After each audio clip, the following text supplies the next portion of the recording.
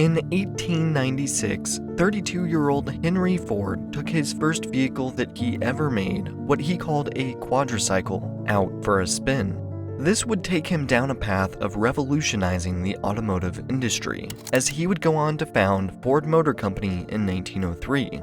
But mere months after founding the company, Ford found himself in a Detroit train yard, watching some of his first cars being loaded onto a train when a messenger came by to tell him that what he was doing was illegal. A man by the name of George Selden had filed a lawsuit against the Ford Motor Company for infringing on a patent over every gas-powered automobile in America. This was just one of the many cases of the United States Patent Office being used not for a means of defense from those who sought to defend their intellectual property from those who wished to profit off their work, but rather as a means of attack. Today, we're going to tackle the beginning of the history of patent trolls. So buckle up as we learn something new.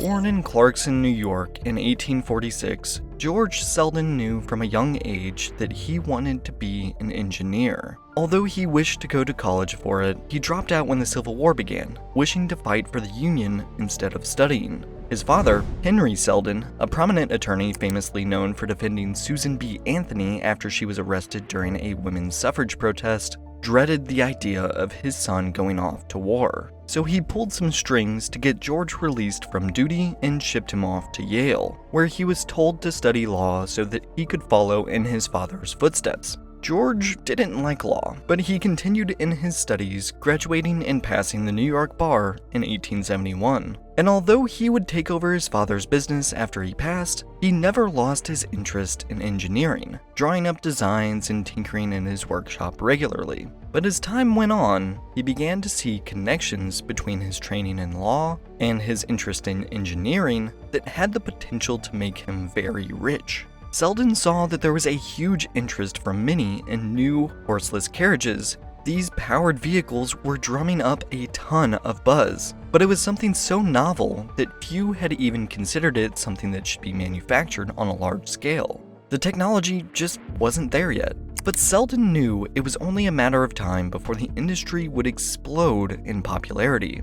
So in 1879, Selden filed the patent for his road engine, as he called it, a design that iterated on an early form known as the Brayton engine. You see, he knew that, at the time, an American patent lasted 17 years, but not from the date it was filed, rather from the date it was granted.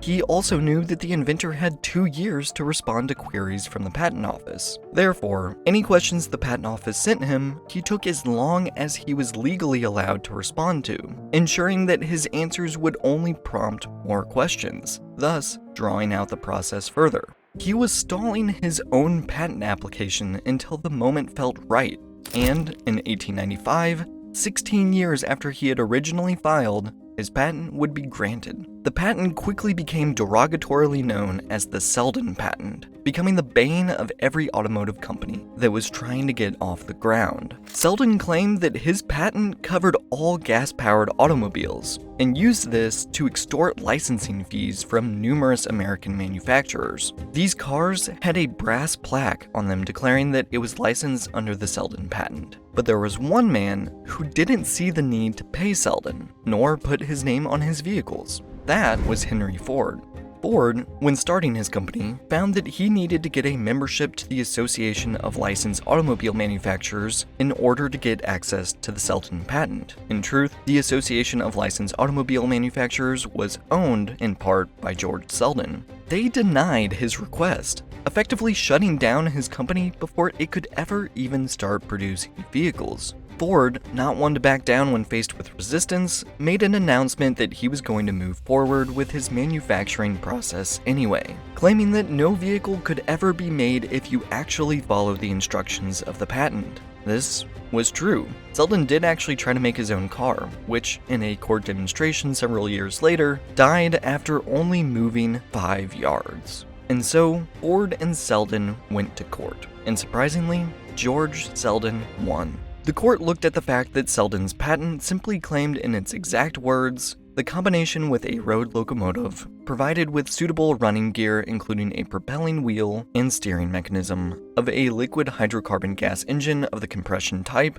comprising one or more power cylinders, a suitable liquid fuel receptacle, a power shaft connected with and arranged to run faster than a propelling wheel, an intermediate clutch or disconnecting device, and a suitable carriage body adapted to the conveyance of persons or goods substantially as described. Basically, the patent could not have been more broad. The court ruled that Selden's delaying of his patent, waiting for the most financially opportune time to go into effect, quote, took full advantage of the periods of inactivity permitted by the rules and statutes, and, quote, delayed just as long as possible the issue of the patent to him, going on to state that he acted within his rights and only took advantages that the law permitted to him. And so, Ford lost, unable to make his cars without paying George Selden first, and only if Selden's holding company, the Association of Licensed Automobile Manufacturers, approved him first, which, after this, they most certainly wouldn't. So Ford appealed the verdict, saying that the patent was too broadly stated, and if you actually looked at the engine designs, they weren't anything alike. Upon the appeal and closer examination of the engines, it was seen that Selden's was based off an early version of the Brayton engine, while Ford's was based off an early design called the Otto engine. Selden's was 2-stroke, while Ford's was 4. These engines were nothing alike, so why should Selden be holding Ford back? Upon the appeal, Ford won in 1911.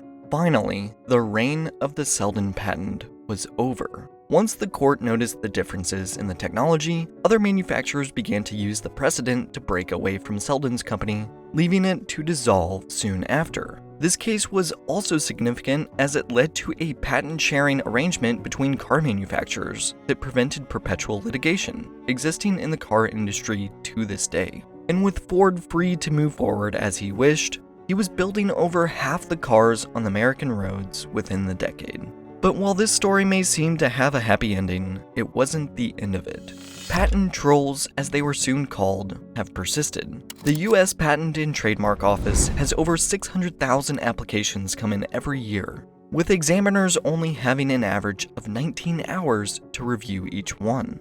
Under that much timed pressure, bad patents slipping through is basically inevitable. Even if a patent isn't granted after the first application, inventors can continue to file motions for reconsiderations. These patent trolls use the low-quality patents to take advantage of the economics of the US's legal system to make a quick buck, all the while stifling real innovation, as an estimated 30 to 40% of issued patents are either invalid or of low quality.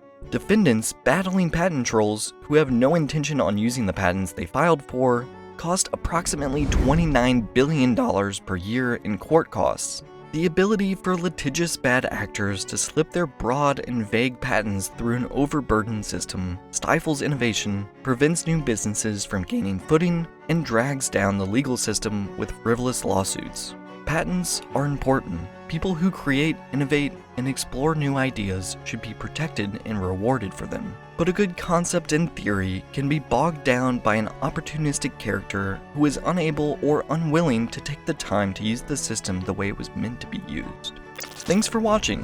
If you like this video, hit the like button below. And if you want to learn more about Henry Ford's life, you can click here to watch the video about Henry Ford's doomed mission to end World War I. And let me know your thoughts in the comments below. I'll see you down there.